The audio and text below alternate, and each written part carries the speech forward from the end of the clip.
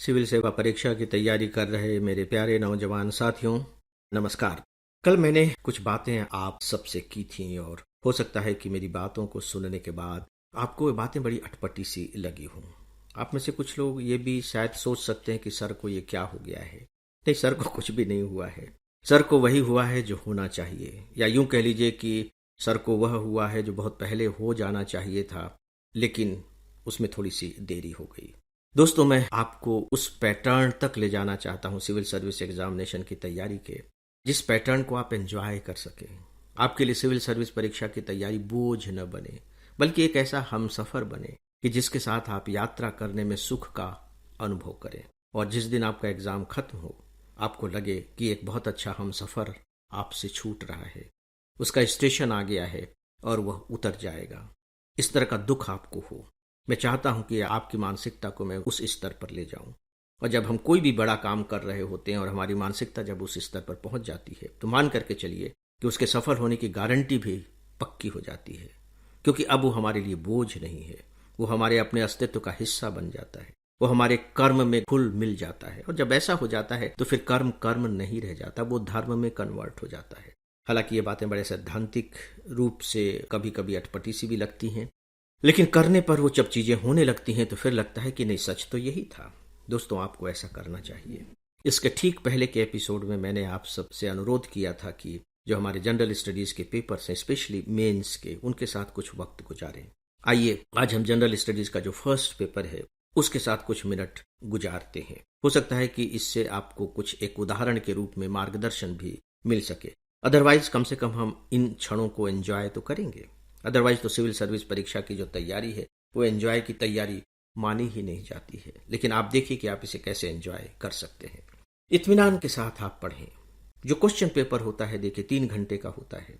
उसमें आपको 20 प्रश्न करने होते हैं, जिनमें से 10 प्रश्न 150 शब्दों में उत्तर देने के लिए होते हैं, और ठीक इतने ही 10 प्रश्न 250 शब्दों में उत्तर देने के होते हैं।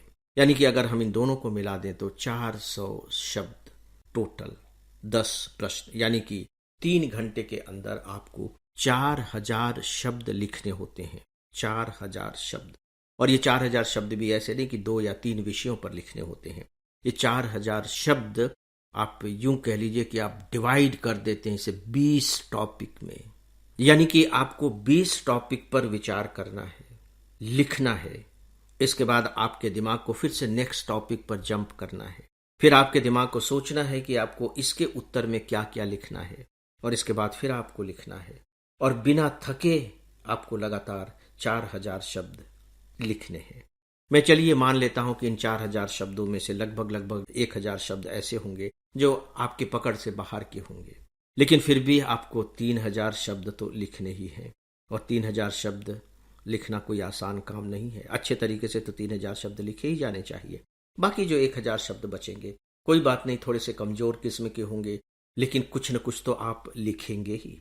दोस्तों, यहां जो सबसे बड़ा चैलेंज आपको दिखाई दे रहा होगा वो मस्तिष्क की गति का चैलेंज है, स्पीड ऑफ थॉट्स का चैलेंज है, कि कैसे आपका दिमाग तेजी के साथ सोच पाता है, कैसे वो एक टॉपिक से दूसरे टॉपिक पर जंप कर पाता है, और साथ ही साथ जब आप लिख रहे होते हैं तो कैसे आपके हाथ की गति का वो साथ दे पाता है।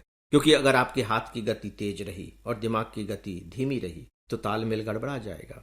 फिर आपको कुछ प्रश्न छोड़ने पड़ेंगे, और ये प्रश्न छोड़ देना सबसे बड़ा अभिशाप होगा, क्योंकि आप मैदान से बाहर हो जाएंगे। तो दिमाग की गति, हाथ की गति, दोनों का तालमेल, और इसके बाद कंटेंट लगातार आपके दिमाग में आते रहें, ये बहुत बड़ा चैलेंज है। आपको क्या लगता है कि जब यूपीएससी के जो एग्जामिनर्स होते हैं, जब पेपर सेट कर रहे होते हैं या जब कॉपी जांच रहे होते हैं, तो ये जो चैलेंज आपके सामने उन्होंने पेश किया है, इससे वो अपरिचित होते हैं? या अचानक उनके दिमाग में कुछ बातें आती हैं और वो पेपर सेट कर देते हैं बिना ये सोचे समझे कि ये बातें स्टूडेंट के सामने किस तरह का चैलेंजेस रख रही होंगी? उनके दिमाग में सारी बातें होती हैं, वो इसके एक्सपर्ट होते हैं, याद रखिए।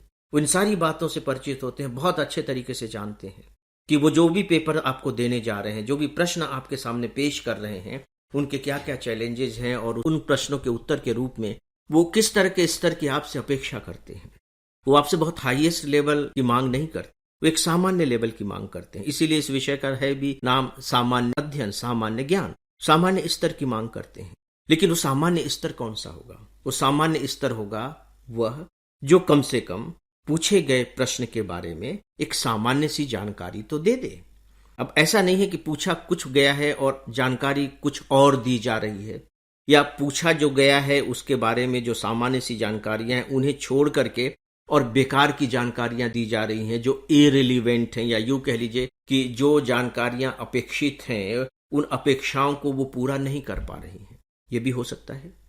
तो जो एग्जामिनर है उसके दिमाग में सारी चीजें मौजूद रहती हैं और उसके आधार पर वह पेपर सेट करता है। तो दोस्तों आइए अब हम कुछ प्रश्नों के आधार पर, प्रश्नों में जो ये सारे जो तत्व छिपे हुए हैं, इनको जांचने, परखने और समझने की कोशिश करते हैं, पकड़ने की कोशिश करते हैं। क्योंकि एक बार अगर आपने इन्हें पकड़ लिया तो मैं आपको विश्वास दिलाता हूं कि चीजें आपके लिए आसान हो जाएंगी।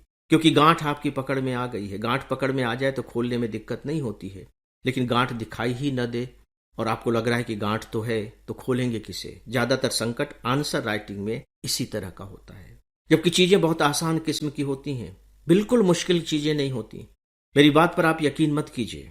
पेपर तो आपके हाथ में है, पेपर उठाइए और पढ़िए, लेकिन इत्मीनान के साथ पढ़िए। पहले अपने दिमाग को तटस्थ बना लीजिए। अपने दिमाग से ये बात हटा दीजिए कि पेपर सरल होते हैं या कठिन होते हैं। बस ये रखिए कि पेपर पेपर होता है, बस खत्म हो गई बात। प्रश्नों को मैं पढ़ रहा हूं और प्रश्नों को पढ़ने के बाद मैं ये निष्कर्ष निकालूंगा कि वास्तव में जो पेपर है वो सरल है या कठिन है। और जब आप सरल और कठिन का निर्धारण करें तो अपने स्तर पर मत कीजिएगा कि आपसे अगर कोई प्रश्न का उत्तर बन रहा है तो वो सरल है और नहीं बन रहा है तो वो कठिन है। नहीं, बिल्कुल भी ऐसा नहीं। जो प्रश्न सरल होंगे वो सरल ही होंगे और जो प्रश्न कठिन होंगे वो कठिन ही होंगे, चाहे आपका अपना स्तर कुछ भी क्यों न हो। तब जाकर के आप सही मायने में जो क्वेश्चन पेपर हैं उनके साथ न्याय कर पाएंगे, और यही स्वयं के साथ न्याय करना भी होगा। चलिए एक प्रश्न लेते हैं, जनरल स्टडीज के फर्स्ट पेपर का ही। कितना प्यारा सा प्रश्न है। प्रश्न है कि प्राचीन भारत के विकास की दिशा में भौगोलिक कारकों की भूमिका को स्पष्ट कीजिए। केवल 150 शब्दों में, केवल 150 शब्द, सोच करके देखिए। Explain the role of geographical factors towards the development of ancient India. हो सकता है कि आपने सीधे सीधे इसे न पढ़ा हो। यदि नहीं भी पढ़ा होगा तो ये बीच बीच में मौजूद है। अगर आप एंशिएंट इंडिया पढ़ रहे हैं तो ये बीच बीच में मौजूद है। मैं अपने ऑनलाइन स्टूडेंट्स को स्पेशली याद दिलाना चाहूंगा कि आप एंशिएंट इंडिया पर जो लेक्चर्स हैं आप उन्हें ध्यान से पढ़ें। मैंने बाकायदे इंडिकेट किया है कि ऐसा क्यों है।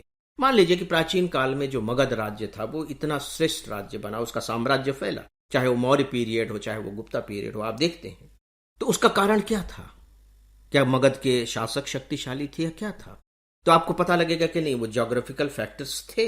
वहां जंगल थे, जंगलों में बहुत अच्छे उम्दा किस्म का लोहा मिलता था, जंगलों में एलिफेंट्स मिलते थे। उनकी जो राजधानी थी राजगीर चारों तरफ पहाड़ियों से सुरक्षित होती थी, तो उस पर अटैक नहीं हो सकता था। तो ये सारी चीजें थी। तो इन सारी चीजों ने, यही तो है ज्योग्राफिकल फैक्टर्स, उनको शक्तिशाली बना दिया। और शक्तिशाली बनाने के बाद फिर वो आगे बढ़ते चले गए। और आप देखिए कि हमारे जो एंशिएंट इंडिया का जो इतिहास है पूरा का पूरा, वो बेसिकली नर्मदा से नीचे जाता ही नहीं है। नर्मदा से ऊपर का ही इतिहास एंशिएंट इंडिया का इतिहास है। साउथ तक हम नहीं पहुंच पाते, वो भी एक ज्योग्राफिकल फैक्टर है। फिर आप देखते हैं कि जो अटैक हो रहे हैं बाहर से, चाहे शक, खूंट, कुशाल जो भी आ रहे हैं, वो सब हमारे पश्चिम उत्तर भारत से आ रहे हैं। समुद्र से तो नहीं आ रहे हैं। समुद्र से तो अंग्रेज आए थे बेड़े लेकर के। तो ये भी तो ज्योग्राफिकल फैक्टर है कि जो अटैक होगा वो भूमि के क्षेत्र से होगा, तो उसी क्षेत्र से जुड़ा हुआ है। तो इस तरीके से 3, 4, 5 पॉइंट आपको मिल जाएंगे। अब आप बताइए कि क्या ये प्रश्न कठिन है? इन्हीं सारे तत्वों से जो एंशिएंट इंडिया का जो हमारा इतिहास है वो आकार लेता है। बात खत्म हो गई। बहुत ही सिंपल सी बात है। इसमें कहाँ कठिनाई है, कहाँ मुश्किल है, कहाँ गांठें हैं? कुछ नहीं। अगर जरा से भी इतिहास की आपको समझ है तो क्या ये प्रश्न वाकई में बड़ा प्यारा प्रश्न नहीं है?